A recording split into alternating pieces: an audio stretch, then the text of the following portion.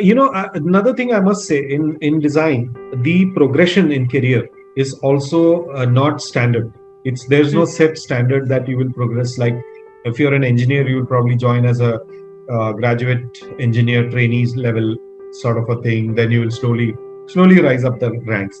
In design, that limitation is not there. It's up to you. A lot of people grow very fast, and they in no time they become you can say director level, or they start handling their own teams.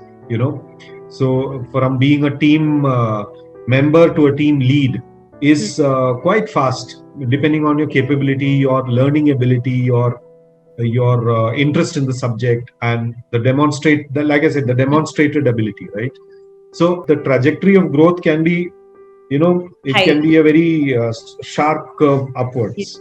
Yes. That is And true. people get also the other thing, what I find interesting is that today design, like I said, it's a collaborative process.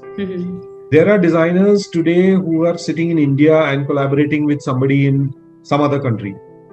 And they're actually creating products for international markets. They're not necessarily working for products in the Indian context.